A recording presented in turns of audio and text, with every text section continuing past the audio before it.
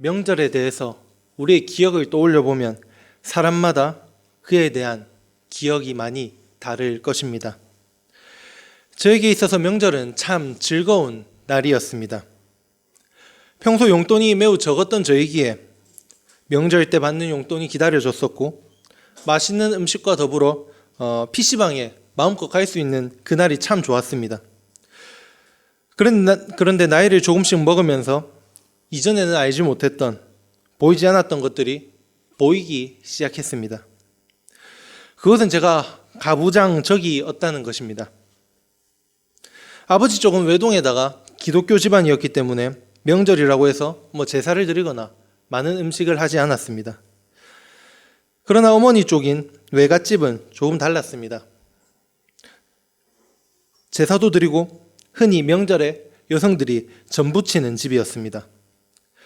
다 차려진 밥상에 앉아서 밥 먹는 것을 당연하게 생각하며 살았던 저이기에 명절 때 해볼 만한 고생을 딱히 경험해 본 적이 없습니다. 당연하게 이모들과 할머니께서 준비해 주시는 음식들을 먹었습니다. 조금 더 정확히 말하면 내가 하는 일이 아니기 때문에, 내가 힘든 일이 아니기 때문에 누가 하든 별로 신경 쓰지 않았던 것 같습니다. 내 일이 아니라는 생각들이 명절을 그저 즐거운 날, 그저 즐거운 장소로 기억하게 했던 것 같습니다. 그러나 반대로 이모들이나 숙모의 입장은 조금 달랐을 것 같습니다. 힘들어서 하기 싫어도 여성들이 해야 했기 때문에, 어렸을 때부터 그런 문화 속에서 자라왔기 때문에 그들이 당한 차별로 인해 많이 힘들었을 것입니다. 그들도 기름 냄새가 맡기 싫었을 것이고, 그들도 명절에는 맛있는 음식을 편하게 먹고 싶었을 것입니다. 지금 생각해보면 당연하게 여겼으면 안 되는 부분이었는데 저는 인식조차 하지 못하고 당연하게 살아왔었습니다. 의도하지는 않았었지만 그 의도하지 않은 삶 속에서, 나의 즐거움 그늘진 속에서 누군가의 수고와 땀방울, 힘듦을 인지하지 못했었습니다. 그런데 이러한 일들, 누군가는 기쁘지만 그 기쁨으로 인해 다른 사람을 돌아보지 못하는 이야기, 우리들만의 이야기가 아닙니다.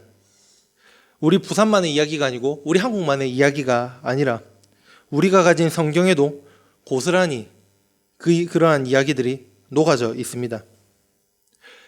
여러분들 혹시 성경에서 좋아하는 지역이나 좋아하는 본문, 좋아하는 성지가 있으십니까? 저는 가끔 성경의 장소를 떠올리며 그곳에서 일어난 사건들을 되돌아볼 때가 있습니다. 그 장소에서 그 당시 일어났던 일들을 되돌아보며 기억해야 할 것, 잊지 말아야 할 일들을 떠올리기 위해서입니다. 저는 개인적으로 가장 기억하고 싶은 성지, 장소가 있습니다. 그것은 오늘 본문에 기록되어 있는 두로와 시돈 지방이라는 곳입니다. 오늘 함께 이 지역에서 일어난 일을 살펴보며 우리의 삶을 돌아보는 귀한 시간이 되었으면 좋겠습니다.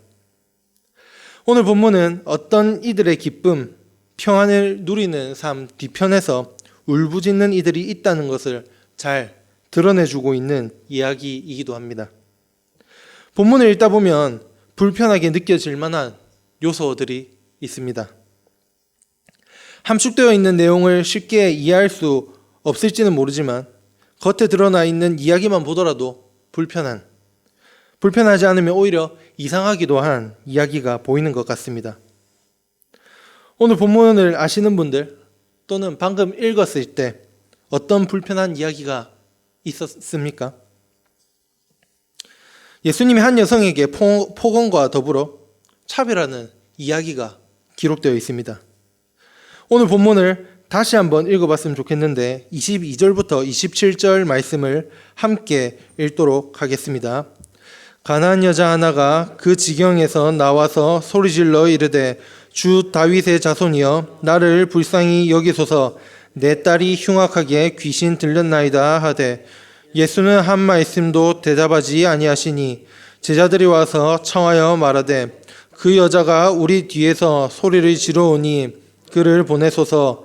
예수께서 대답하여 이르시되 나는 이스라엘 집에 잃어버린 양 외에는 다른 데로 보내심을 받지 아니하였노라 하시니 여자가 와서 예수께 절하며 이르되 주여 저를 도우소서. 대답하여 이르시되 자녀의 떡을 취하여 개들에게 던짐이 마땅하지 아니하니라. 여자가 이르되 주여 올소이다마는 개들도 제 주인의 상에서 떨어지는 부스러기를 먹나이다 하니.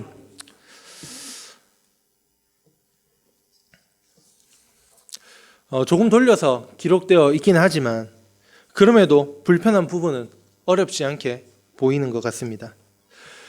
우리는 오늘 본문을 대체 어떻게 이해하면 좋을까요? 오늘 본문은 우리에게 어떤 읽기 방식을 요구하고 있는 것일까요? 저는 설교문을 작성할 때 몇 가지 규칙을 가지고 작성을 합니다. 그 중에 하나는 새로운 내용으로 넘어갈 때 소주제를 기록해 놓는 것입니다. 지금의 내용의 제목은 우리는 불편해야 한다라고 정했습니다. 왜 이렇게 정했을까요? 우리가 믿는 예수, 우리가 의지하는 예수, 우리가 믿으며 그의 삶을 따라 살아가는 목적이 되는 존재가 평소와는 다른 모습을 보이고 있기 때문입니다.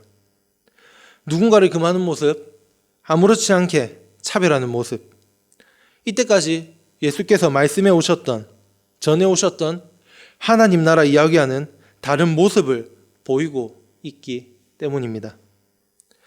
예수님께서 본 모습을 보이신 것일까요? 사실 하나님 나라는 종교 지도자들이 외쳐왔던, 유대인들이 외쳐왔던 그런 나라였던 것일까요? 예수님 그리고 마태복음 기록자의 의도는 대체 무엇일까요? 이게 오늘 본문이 주는 불편함을 해소할 수 있는 포인트가 될 것입니다. 그렇다면 우리는 불편한 오늘 본문을 올바르게 이해하기 위해 마태복음의 읽기 방식을 따라갈 필요가 있습니다. 기본적으로 마태복음을 이해하는 데 있어서 중요하게 여겨지는 열쇠가 되는 주제는 유대인과 이방인의 경계입니다. 무슨 말이냐면 유대인과 이방인 사이의 경계를 허무는 것이 마태복음의 목표라는 것입니다. 하나님의 나라는 하나님의 택함을 받았다고 여기는, 그리고 그렇게 살아가는 유대인들만의 소유물이 아니라는 것. 이방인이라고 불리는 존재라고 할지라도 하나님의 나라는 임한다는 것입니다. 마태복음은 1장부터 28장까지 계속해서 그 이야기를 하고 있고 마지막 28장에서 그 이야기의 끝을 지상명령으로 마무리하고 있습니다. 마태복음 28장 16절부터 20절을 흔히 지상명령이라고 합니다. 지상에 있는 모두가 지켜야 하는 명령이기 때문에 그렇게 지어졌습니다. 마태복음 28장 16절에서 20절까지의 말씀을 해석해보면 이렇게 말하고 있습니다.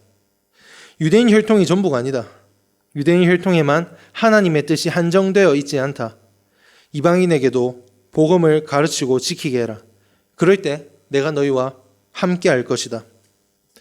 기본적으로 마태복음은 굉장히 유대스럽게 풀어나가면서도 하늘의 뜻이 유대인에게만 속하는 것이 절대 아니고 하나님의 뜻에 순종하느냐 아니면 순종하지 않느냐에 따라 중요하다고 말하고 있습니다.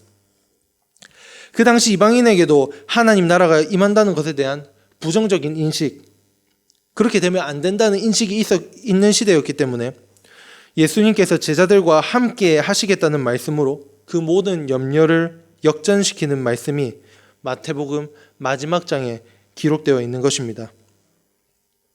이 마태복음의 핵심 메시지를 오늘 본문은 우리에게 정면으로 각인시켜 주려 하고 있습니다. 그 각인의 시작, 가나안 여자라는 호칭에서 시작됩니다.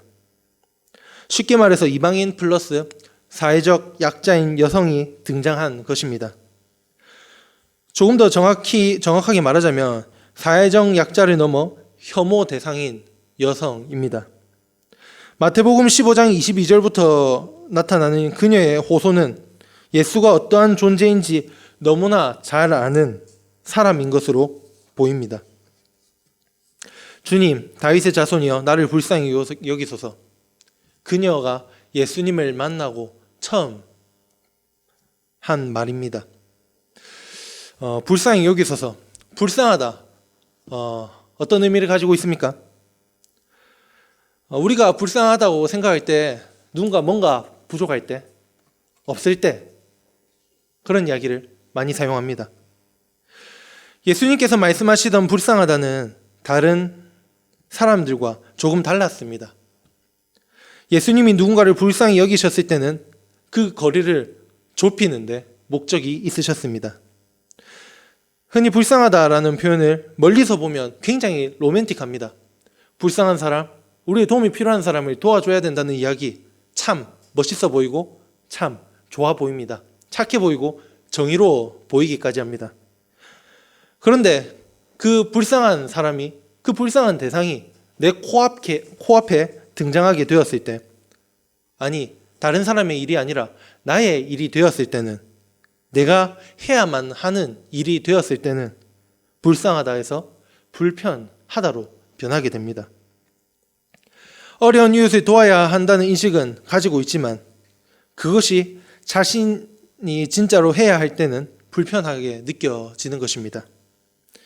그럼에도 예수님께서는 사람들이 불편하게 여기고 느끼는 그 거리를 좁혀 나가시는 분이셨습니다. 불쌍하다라는 표현이 불편하다가 되지 않게 하기 위해서 다른 사람의 일이기 때문에 불쌍하다, 불편하다 해서 끝나는 것이 아니라 나의 일이 될 수 있을 때까지 좁혀 나가고자 하셨던 분이셨습니다. 가나안 여인은 그것을 너무 잘 알았던 사람이었던 것 같습니다. 사람들이 자신을 볼 때 그 거리감이 있는 존재라는 것을, 그리고 예수는 그 사람들과 다르게 그 거리를 좁히기 위해 하나님 나라를 선포해온 존재라는 것을. 여인이 이야기합니다. 내 딸이 흉악하게 귀신 들렸나이다. 부모에게 있어서 가장 간절한 기도, 바람은 자녀에 대한 것입니다. 그래서 부모가 옳다고 생각되는 부분을 강요하기도 하고 어떻게 해서든지 자녀가 잘 될 수 있는 방향으로 이끌려고 애를 씁니다. 이 당시 이방인에다가 여성이라는 사람이 받았을 차별과 혐오, 거기다가 딸이 흉악하게 귀신까지 들렸습니다. 그가 받았을 정죄, 그가 죄를 많이 지음으로 인하여서 그의 딸이 귀신 들렸다고 여김을 받던 그 시대 속에서 그가 받았을 죄책감은 일반인들이 상상할 수 없을 정도로 고통스러웠을 것입니다.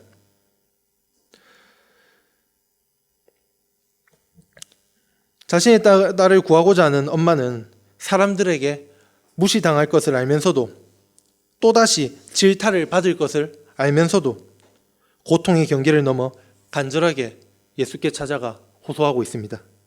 내 딸을 살려주세요. 내 딸을 살려주세요. 그런 여인에게 예수는 24절에서 이렇게 말합니다.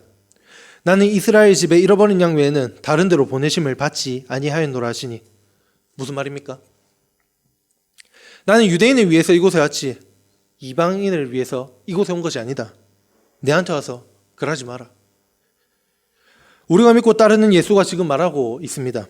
나는 유대인의 신이지 이방인의 신이 아니다. 우리는 대체 이 말을, 이 예수님의 말을 어떻게 이해해야 할까요? 25절에 보면 여인의 간절함이 끝을 향해 가고 있습니다.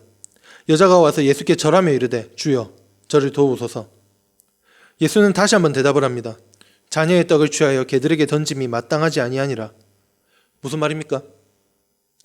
유대인을 위한 신인데 내가 이방인을 위해 일을 한다는 것은 마땅하지 않다는 것입니다. 거기다가 이방인을, 그 가난한 여인을 개로 비유하고 있습니다. 불편하지 않습니까? 짜증나지 않습니까? 짜증나야 합니다. 잘못된 것을 우리는 인식해야 합니다. 지금 보여지는 말들은 잘못된 말들입니다. 그러나 그 여인은 다시 한번 간절히 호소를 합니다. 주여 옳소이다. 개들도 제 주인의 상에서 떨어지는 부스러기를 먹나이다. 이 대답을 통해 이 여인이 이때까지 살아온 길이 얼마나 험난했고 얼마나 고통스러웠을지 상상이 됩니다. 여인은 이때까지 개보다 못한 대우를 받아왔다는 것입니다. 자신이 개와 같은 취급을 받으며 살아왔고 유대인에게 떨어지는 것들을 주워 먹으며 살아가야 하는 존재가 맞다는 것입니다. 그런데 여인은 거기서 머물지 않고 다시 한번 간절하게 호소합니다. 그 보잘것없는 부스러기를 주워 먹는 존재라 할지라도 예수의 손길이 동일하게 필요하지 않습니까? 그리고 예수님은 28절과 같이 대답을 하십니다.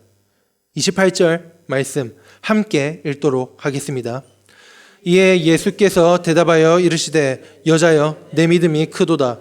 내 소원대로 되리라 하시니 그때로부터 그의 딸이 나으니라. 아멘. 지금 예수님은 유대인들이 가지고 있었던 문제를 드러내고 계신 것이 아닐까 싶습니다. 왜냐하면 가나안 여자가 오기 직전인 15장 1절부터 20절을 보면 바리새인들과 서기관들이 예수님께 찾아와서 진리도록 했습니다. 15장 1절부터 20절을 해석해 보면 예수님께 찾아온 종교 지도자들은 예루살렘 당국이 예수를 지켜보다가 도저히 더 이상 못 보겠어서 안 되겠다 싶어서 파견한 사람들입니다. 너무 잘하고 있어서 보낸 것 같지는 않고 관리 차원에서 경고하려고 보낸 것으로 보입니다. 하나님 나라의 비운이 오병이어니 하는 꼴을 보니 가만두면 안 될 것 같았기 때문입니다. 당신 조심하라고, 전통에서 벗어나지 말라고 겁주러 온 것입니다. 그 사람들과 논쟁을 벌이고 나서 있는 이야기가 오늘 본문의 말씀입니다. 마가복음 7장 24절에 보면 이렇게 기록되어 있습니다. 예수께서 일어나사 거기를 떠나 두로 지방으로 가서 한 집에 들어가 아무도 모르게 하시려 하나 숨길 수 없더라. 오늘 본문에서 예수님은 말씀하고 계신 것이 아닐까요? 너희가 지키고 있는 전통의 민낯이라고. 이거 너희 모습 아니냐고. 유대인이라는 이유로, 종교 지도자들이라는 이유로 이방인을, 가난한 이웃을, 여성을 금하고 차별하는 것, 이게 너희 모습 아니냐고.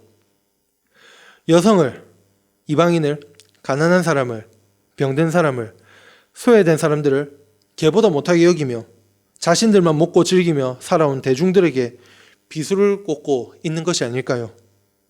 그런 전통이라면 필요 없다고. 하나님 나라는 유대인에게만 임하는 것이 아니라 모든 사람에게 임하는 것이라고. 사람들이 이방인이라서, 여성이라서, 가난해서, 병들었다는 이유로 부정한다 해도 하나님 나라는 임한다. 이것이 오늘 본문이 우리에게 주는 깨달음이 아닐까 싶습니다. 사랑하는 성도 여러분, 하나님 나라는 그런 나라입니다. 남들과 비교해서 나의 나음을 찾아야만 갈 수 있는 곳이 아닙니다. 우리가 전통이라고 여기는 것들 속에 차별이 있고, 우리가 옳다고 여기는 이야기들 속에서 우리만 구원받을 수 있다고 여기고 있는 이야기가 들어있을지도 모릅니다. 그러나 성경은 분명하게 말하고 있습니다. 누구든지 예수를 믿으면 멸망하지 않는다고. 혈통과 성별, 가진 것의 유무가 아니라 예수를 믿고 그의 삶을 따라 살아가는 사람들에게 오늘 구원이 임한다고. 오늘도 사람들이 외면한다 할지라도 가나안 여인과 같이 믿음을 지켜 나가고 있는 사람들이 있습니다. 어쩌면 오늘 이 시간에도 이러한 차별과 혐오를 이겨내신 분들, 지금 당하고 계신 분들이 계실지도 모르겠습니다. 또 그 차별로 인해 교회를 떠나신 분들이, 오지 못하고 계신 분들이 계실지도 모르겠습니다. 예수님이 마태복음 15장 28절에서 그런 분들에게 이렇게 말씀하고 계십니다. 내 믿음이 크도다. 가난한 여자와 같이 이방인이라서 외면당하고 여성이라서 외면당하며 귀신 들린 딸이 있으므로 외면당하는 이들은 오늘날에도 참 많이 있을 것입니다. 그들에게 양정교회가 잊어버리고 싶은 곳이 아니라 즐거운 곳이 될 수 있기를, 양정교회가 그들에게 기억하고 싶은 성지가 될 수 있기를, 양정교회가 예수님과 같이 그들을 품어줄 수 있기를, 우리 성도님들께서 그들과 함께하는 천사가 되어주기를 간절히 소원합니다. 함께 찬양하였으면 좋겠습니다. 공감하시네라는 찬양인데요. 이 찬양의 가사는 제목과 같이 하나님께서 오늘 우리를 공감해 주신다라는 메시지를 담고 있습니다. 이 찬양의 핵심은 공감이기도 하지만 우리라고 지칭하는 것에 있습니다. 나를 공감해 주시고 나만을 위해 공감해 주시는 분이 아니라 오늘도 나와 우리 이웃을 통틀어 우리를 공감해 주시는 하나님을 찬양하는 그런 곡입니다. 나 혼자만이 아니라 나와 이웃을 공감하시는 하나님, 그 하나님이 저와 여러분들을 넘어 주님이 필요한 모든 이와 함께하기를 간절히 바랍니다.